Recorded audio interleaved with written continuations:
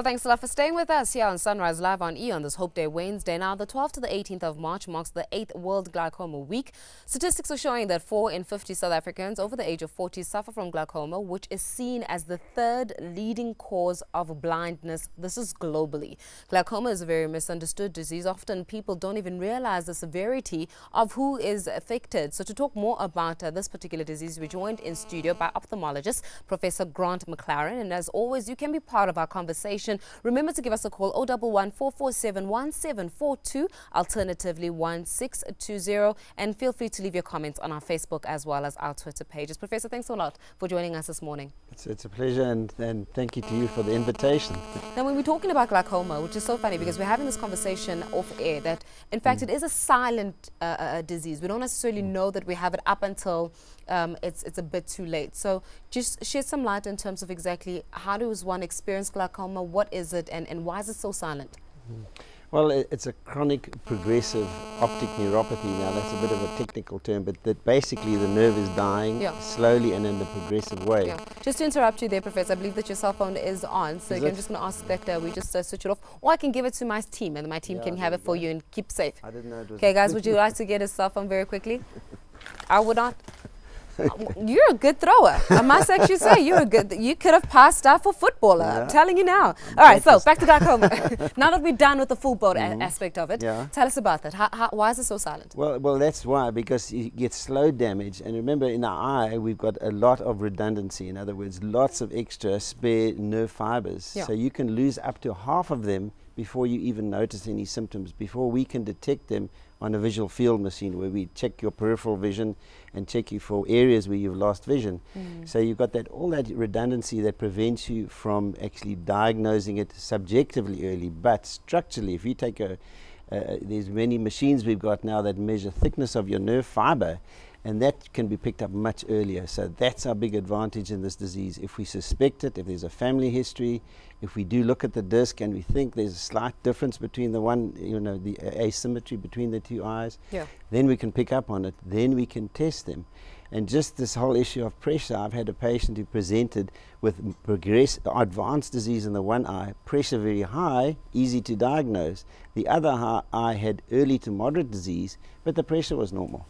So, and if you'd just be looking at the one eye, you'd be missing it if you weren't looking at the nerve or looking at the structure. What are the symptoms associated with it? I mean, we can speak at it from a top-end level, but what am I going to be experiencing if one should have glaucoma? Well, basically, it's if in the primary common or garden one, the primary open-angle glaucoma, nothing, because you don't have a very acutely elevated pressure. It's slow rise, and sometimes a rise during the day. It peaks and then drops back again. In other words, spikes. Those spikes you may or may not be lucky to pick up.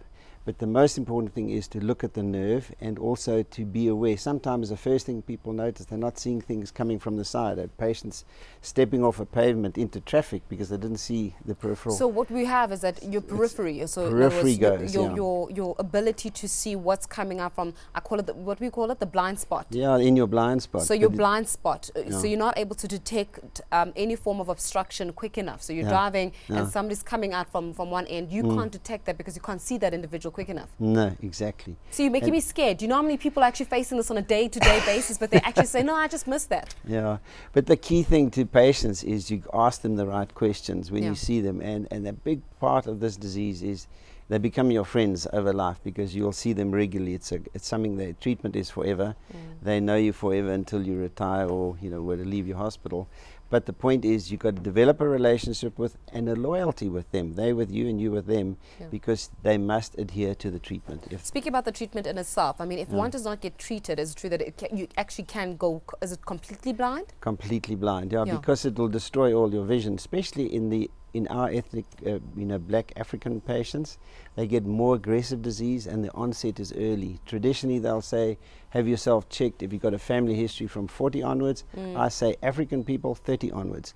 30 because onwards? I've had young people come in, they've been detectable for 10 years, come in at 30 and they've got advanced disease in one eye already. So it's very prevalent within black African people Yeah. as opposed to anybody else? We know why. Is it because of natural sensitivity? Have you been able to establish through research exactly why the susceptibility of that group of people? It's not really clear, but probably there's obviously a pigmentary basis. You know, the meshwork can get blocked with pigment, and a lot of our patients who aren't true pigmentary glaucomas, when you look in the filter area, the meshwork, trabecular meshwork, you see a lot of pigment. And that's probably a mechanism, but there are many others where there's a sensitivity of that meshwork to ischemia, raised pressure. And remember, our patients are characterized by having high pressures. Yeah.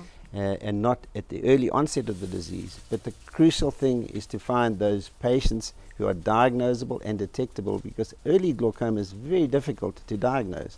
You've got to be able to pick up the subtle structural change, and then also want to be able to see an elevated pressure. And there's ways of eliciting those spikes in pressure. But the early the detectable ones, about half of the patients out there at the moment are detectable and are moderate disease. And those are the ones we want. Is there any form of cure? Are we talking about a lifetime commitment here in terms of being able to get the treatment? In other words, does the treatment have an end date? Or does this like a continuous treatment to prevent blindness with the patient? It's a lifelong disease. You have to be on treatment forever. You must control that major risk factor, which is pressure, and once it's down, you must monitor to see that it stays down. If you've done surgery or given medicine, it's got to stay down. If it's not down and it's slowly rising, you've got to institute some other treatment to control it. Yeah. So yes, as I say, they become your friends, your confidants.